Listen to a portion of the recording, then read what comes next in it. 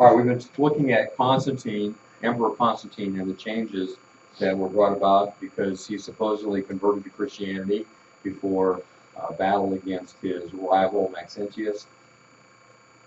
Said that he was helped by the Christian God to defeat Maxentius to become a co-emperor of the Roman Empire, and he made changes to the empire, particularly in relationship to Christianity. And so through the Edict of Toleration, Christianity was legalized, and then that itself brought Christianity into a position where they're no longer being persecuted and in fact become a favored religion within the empire because Constantine has said that he is a Christian. One of the big changes that have taken place now under Constantine is the building of buildings or moving Christians into buildings. This is the what the typical pagan temple or worship center looked like. It was usually oval, round, I should say. The priests would meet in here to offer sacrifices, but the people would stand outside. There wasn't a place for them to come in. They were outside the building, waiting, for the priest to, tell them that that sacrifice was made or to bring out sacrificial food, whatever. The Christian buildings that were built were more rectangular because the Christians met together. The whole idea of the Christian meeting was to meet together. And so there had to be room to do that. And so we find that Constantine is building buildings like that. Mentioned yesterday as well that he is the one that started the practice of naming the Christian buildings after some saint, somebody in the Bible. That's what they did for the pagans, and so that's what he brought that in for the Christians to do as well. Also mentioned yesterday that in the Western Church, that is primarily Italy, as they're beginning to move into buildings out of where they have been meeting, or they have been meeting primarily in homes, sometimes other places, but you sit around in a home. Now you're in this building of maybe marble floors, stone floors. So what do? You're no longer meeting around a table like in the home where you would be eating a meal together. Things are changing. So what do? Do you stand the whole time that you're meeting inside? Well, the Italians didn't want to stand, so they brought in benches from outside and brought them in and set them up in the building. And so they sat, made it more comfortable. And that's where we get, that's the beginning of what we have today as pews. That wasn't in the early church. This is something that was an innovation, which was a result of Constantine building buildings for Christians in which to meet. And so they bring in benches and sit on them. The Greek area of the Christian church did not bring in benches. They stood the whole time. I'm not sure how long that lasted, but they had a hard time attracting people to come to their meetings, unlike the Roman area. So by now, people are coming in en masse. Whole groups of people are coming into the church out of paganism. Well, they're following the example of the emperor. The emperor said he's a Christian, and so we should do that too. It reminds me of what happened after World War II in Japan. Japan was defeated by the United States, and we saw that in the United States, saw that as an opportunity to send missionaries to Japan to bring the gospel. They had been closed before. They didn't want Christians there, but now they had been defeated by the Christian United States, and so they kind of looked at it the same way that a lot of ancient people did. That is, your God beat our God. And so I've seen pictures of billboards that were put up with the picture of General Douglas MacArthur. He was the head of the American forces in the Pacific, and he's the one that oversaw the surrender of Japan. And the sign said, General MacArthur says the Japanese should become Christians, or something like that. Well, they saw that and said, well, okay, he's the one that defeated us. We should do what he said. And so many Japanese people became Christians. Well, were they really converted to Christ? No, they were just following what they thought was the expected procedure. And the same thing is true in the time of Constantine. A lot of people began coming into the church and claiming to be Christians because that's what the emperor did, and that seemed to be the way things were going.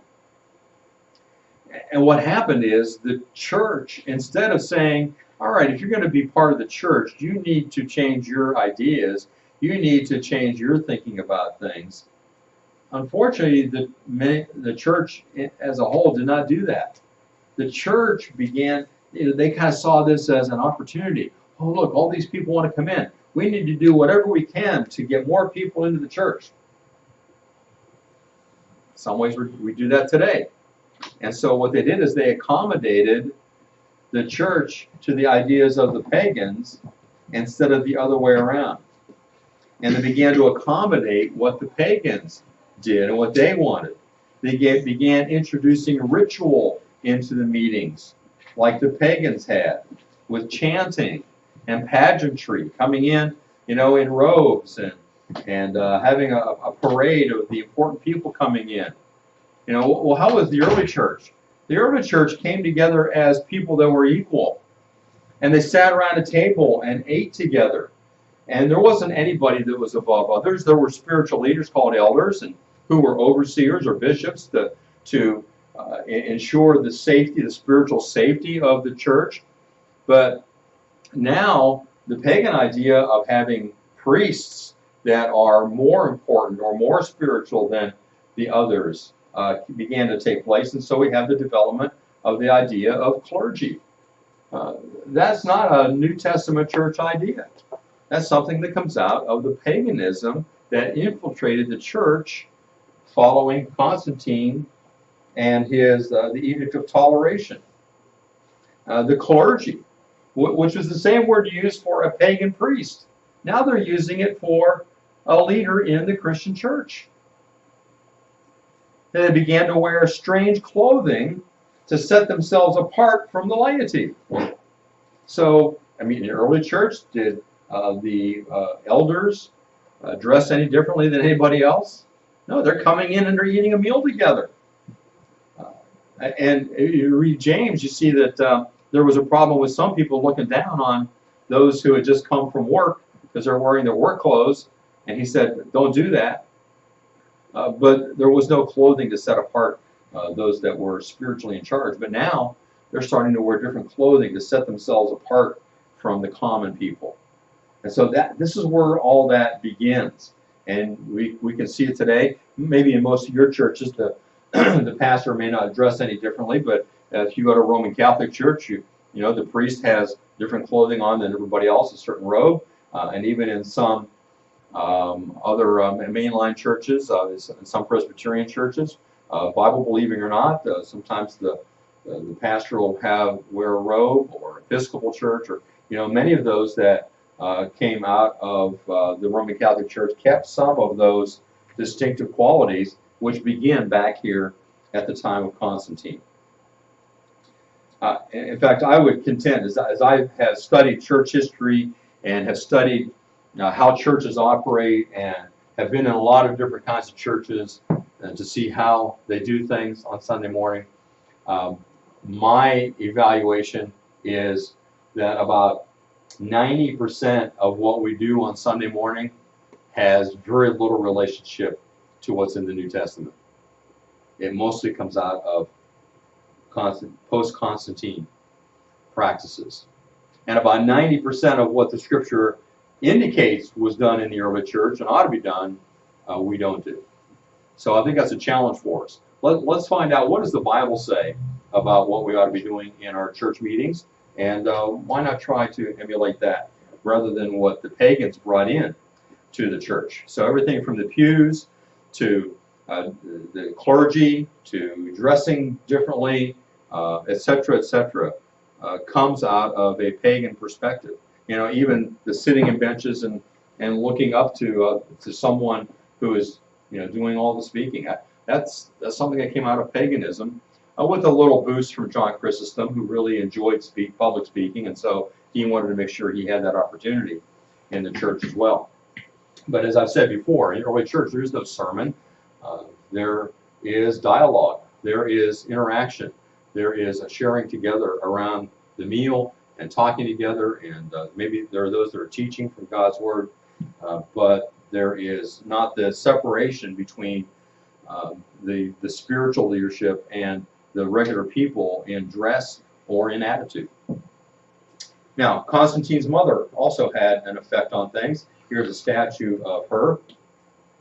Her name is Helena, and she made a trip to the Holy Land. She became a Christian as well, and she traveled to the Holy Land because she wanted to see where the things in the Bible had taken place, especially the things concerning Jesus.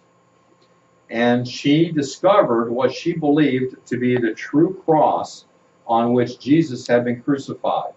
Now, how did she find this? Well, as she's there, of course, she's asking questions of the people that live there. You know, where is this? Where is this? And somebody told her that there was a cave that had the three crosses that were there when Jesus was crucified. The one for Jesus and one for each of the thieves. Now, if you think about that for a minute,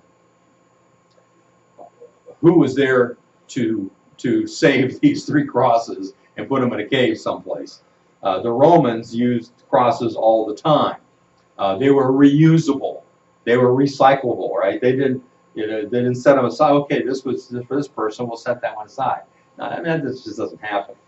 But she believed that these three crosses were the ones that were there. But she thought, how am I going to know which one was the cross of Christ and which one was the cross of one of the thieves? It's a problem, right? So how's she going to know which one is the right one? Well, she discovered a way to do that. She found somebody who was sick, and I don't remember if they were crippled or whatever, but brought them in there and kind of threw him against one of the crosses, and he was healed. So she knew that was the cross of Christ. I mean, that's the story anyway. I don't know if it really happened, but that's the story that came down.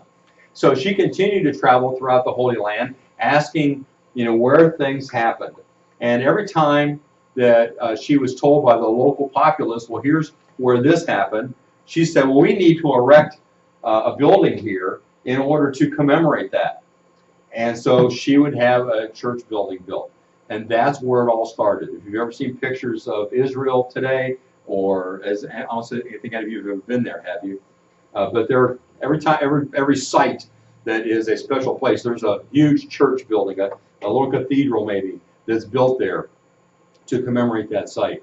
That's where it started, was with Helena. And in some ways, it destroys the I want to say the kind of the impression you can get from seeing an actual place. Like if you go to Gettysburg, for example, you see a lot of monuments there. It's nice to be able to kind of not look at the monuments and look at the ground the way it is and see how the battle may have happened. But if you get too many monuments in your view, it kind of wrecks it a little bit because they weren't there. When you go to Israel and you go to the cathedral where they say Jesus was crucified, you don't get a sense at all of what it would have looked like when Jesus was crucified. You're inside this huge building with all kinds of gold and all kinds of trappings around and everything.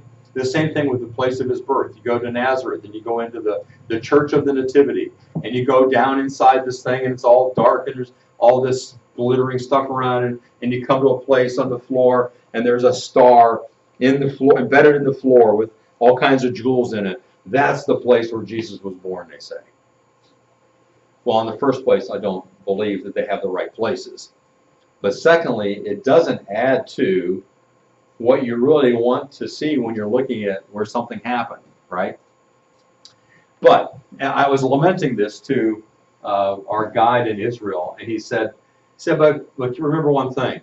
If those buildings had not been built, those sites wouldn't be there at all. They would have, had apartment buildings or whatever. So at least there's something there that we can look at.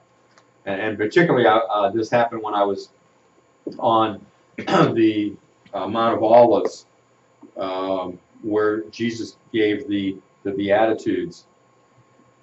And to look down over that countryside was great because it's still a grassy area. You can see what it was like to come up that hill, but there is a church building there on top, and just thinking about that, I was grieved over that building kind of being in the way of seeing what it was really like when Jesus was there.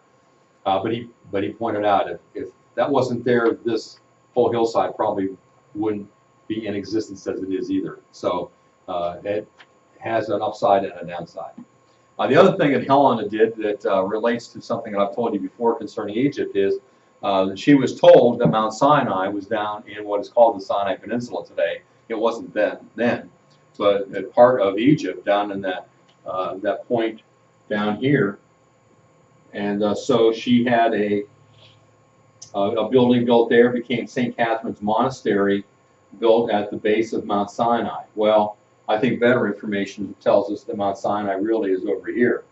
But because of her mistaken identity, that has since then been known as Mount Sinai, and people today still go there and think they're at Mount Sinai. And there's some people, even when given the facts that you've been given about Moses and the Exodus, that Mount Sinai really is over here, still don't believe that, still want to hold on to that Mount Sinai that St. Helena established. All right, so Constantine's mother had quite an effect upon the Holy Land, upon Christianity as well. Constantine then left Rome, and when he left it in the hands of Cyril. Now, what Constantine did is he built a new capital called Constantinople. He named it after himself, as any humble person would do. Constantinople is right over in here. Rome, of course, is over this way. Constantinople is in the area between Asia and Europe, and so he was going to move there and rule from there. But he knew he needed somebody to be in charge back in Rome, and so he selected Cyril to be in charge. And Cyril was actually the senior minister of the church in Rome. So who did he leave in charge of governing over Rome? The pastor of the church, or the bishop of the church, he left in charge. So you can see how much respect, how much authority the church has suddenly come into, from a time of being persecuted and almost wiped out, to now having a position of honor where a member or a leader in the church is actually left in charge of the city of Rome. And buildings are being built all over the place for the church to meet in. All right, so Constantine established Constantinople as his capital, and 7 years later, in 337, he was on his deathbed and was baptized. And at that point, the empire was divided among his 3 sons. And a few years later, in the year 380, Christianity became not just legal, but became the state religion. It became the official religion of the Roman Empire. All right, so let's take a look here at what Constantine accomplished. 10 important things that Constantine accomplished. And this is not like top 10 sometimes I give you, which is funny. This is not funny. This is real, okay? This is not made up stuff. Don't you get the wrong idea. Okay, the first thing he accomplished was that he stopped the persecution of Christianity. And I don't think there's a place in your notes for this, is there? All right, so you are not going to be responsible, but if you want to take note of this, find a blank area that you can write this down. Just for your information, for your knowledge. Secondly, he made Christianity an approved religion and the favored religion. And we've talked about what effect that had on the churches, as all these pagans come flocking into the churches because it's the favored religion. Thirdly, or I'm sorry, as a part of that second point, Christians were able to openly possess and read the New Testament. Remember, Diocletian attempted to destroy all the copies of the Scriptures. Now they can openly possess them and read them. Can you imagine the change in people's thinking when that occurred? Now, I had to always hide this, but now, you mean I can just sit out here on my front porch and read the New Testament? Wow, that's really something. We talked about yesterday how Constantine might not actually be Christian. Yeah. And why would he help the Christians so much if he wasn't a Christian? That's a good point, and it's a difficult one to answer because there are so many opinions as to how real his conversion was.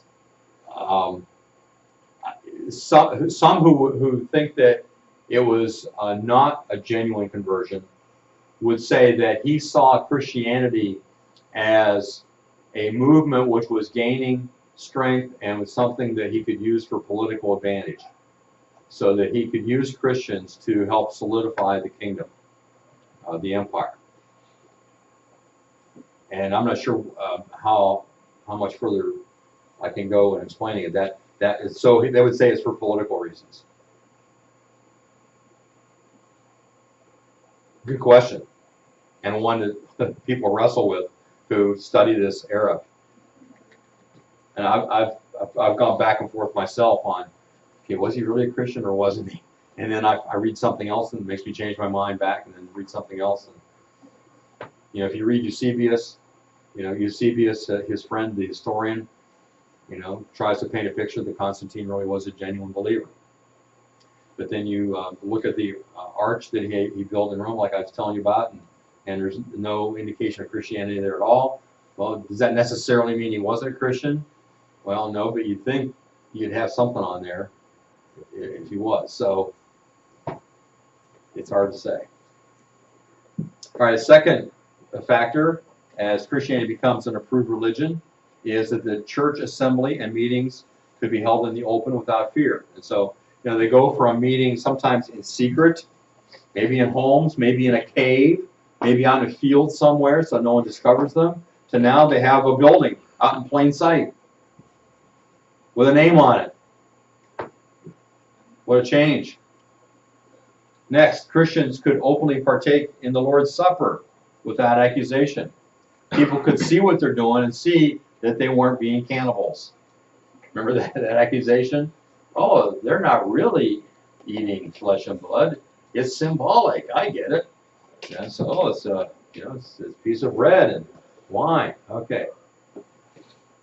Next, the church edifices, that means buildings, to at last be built, and how they were built throughout the centuries. In other words, at last they could move out of homes into buildings, and man, once they started building buildings, they kept building buildings like crazy, through the Middle Ages on into the Reformation period, certainly. At some point in Europe, it slows down, and now they're closing buildings. But for hundreds of years, many buildings were built. Okay, the third important thing that Constantine accomplished was he proclaimed himself to be a Christian and fostered Christian causes. And again, we get back to that question, was he really or not? I don't know. Next, he sent his mother Helena to the Holy Land, which we've already talked about. You can see what she did. Next, he enabled Eusebius of Caesarea to write the early history of Christianity. And again, I recommend that book to you. It's very interesting to read from the time of the apostles on about a lot of people that are not in the Bible or after the Bible was written that Eusebius knew about. Next, he ordered as many as 50 copies of the New Testament to be written on the best parchments.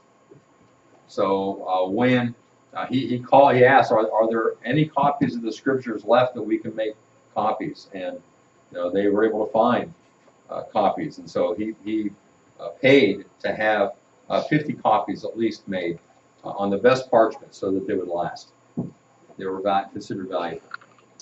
He convened the Council of Nicaea, which we'll get to in a little bit, which settled the question of Christ's deity.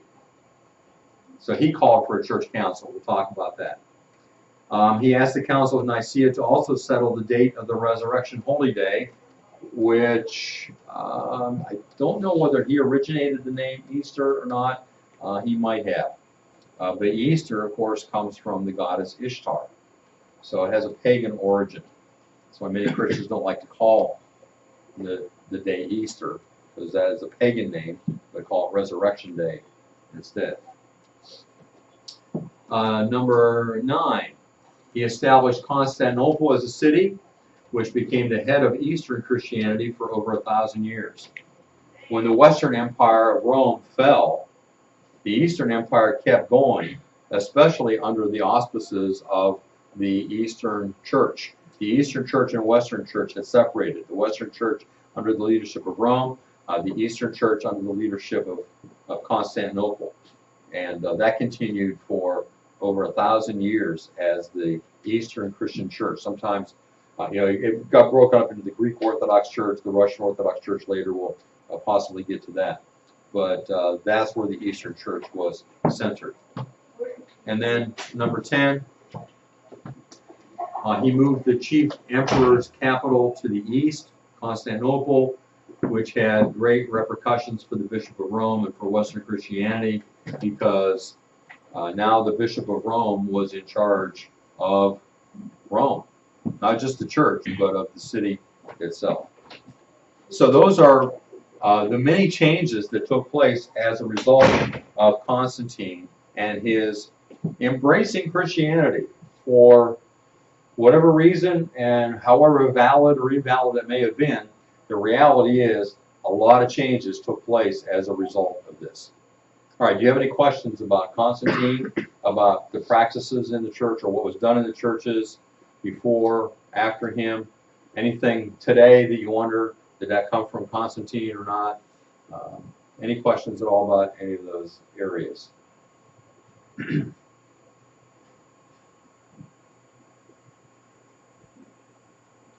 No?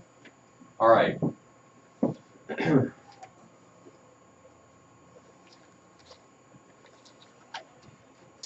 I took a little more time with Constantine than I thought I would.